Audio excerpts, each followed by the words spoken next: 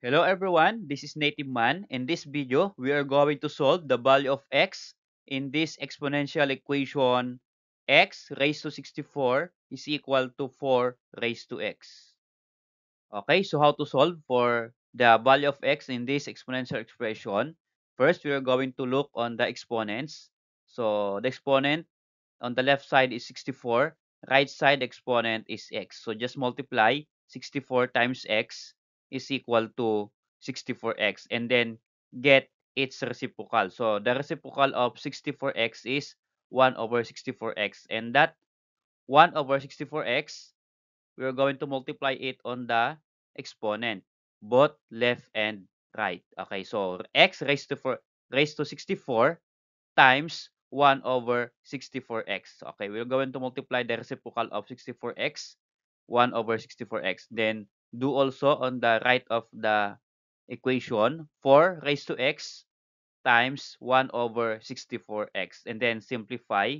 So multiply 64 times 1 over 64x. So all you have to do is just cancel 64 here and then 64 in the denominator. And what is remaining here in the exponent? 1 over x. So this will become x raised to 1 over x. And then do the same on the right side of the equation, 4 raised to x times 1 over 64x. So we can cancel x here and then x here. I'm going to cancel it. So x cancel and then x in the denominator. So what is remaining here? The exponent 1 over 64. So this will become 4 raised to 1 over 64. And then we're going to study the given x raised to 1 over x is equal to 4 raised to 1 over 64. So all you have to do here is that notice here that the base x is equal to the denominator of the exponent 1 over x. So they are the same or they are equal. So we are going to rewrite 4 raised to 1 over 64 that the base here is equal to the exponent. Since 4 is not equal to 64, we can rewrite this one. Okay, so how? Remain this one, 1 over x raised to 1 over x is equal to, we are going to square 64. Okay, so this will become 4 raised to the second power square, and then we're going to multiply 1 over 64, this exponent, by this 2. So let's become 2 times 1 over 64. To make 2 nothing on this equation, we're going to multiply 2 in the denominator. So let's become times 2 in the denominator. This is 64 times 2. Okay, simplify.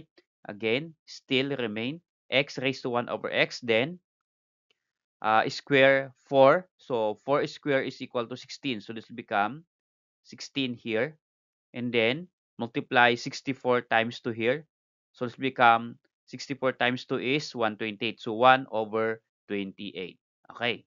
So study again the given. So 16 raised to 1 over 28. 16 is not equal to 128. Again, square again 16. So remain this one, left side of the equation. X raised to 1x is equal to 16. Then square. Then times 1 over 128. So make natin 2 in this equation. We multiply 2 in the denominator. So 128 times 2. Okay. Then square this one. X raised to 1 over x. 16 square is 256. Then multiply 1 over 128 times 2. So what is 128 times 2? That is 256. So this will become 1 over 256. So notice here, x raised to 1 over x, the same base, and then the denominator of exponent, 256 raised to 1 over 256. So the same base and then the denominator of the exponent. So we can conclude, if this is the given, that x is equal to 256 also. Okay?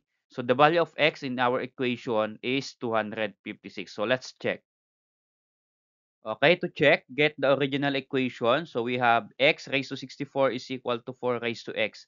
And we calculated that the value of x is equal to 256. So just substitute on the variable x in this equation. So x raised to 64. So let's become 256 raised to 64 is equal to 4 raised to x. So the value of x is 256. So 4 raised to 256. Okay, so we are going to write 4 raised to 256 in this form, 256 raised to 64. So let's try. First, we are going to look at the right of the equation, 4 raised to 256. We are going to factor 256 and should be one of the factor or one of the factors of 256 is 64. So what are the factors of 256? That is 4 times 64. And 4 times 64 is 256. So notice we have 64 here. And the exponent of uh, 256 here is 64. So we are going to simplify this one. 4 raised to 4. So what is 4 raised to 4? That is 256. And then we get the remaining number here, factor. So this is 64. So that is the exponent of 256. Okay, so 256 raised to 64 is equal to 256 raised to 64. So therefore, they are equal. And the value of x we calculated is correct. Thanks for watching, guys. If you like this video, please click like and then subscribe if you are not done yet.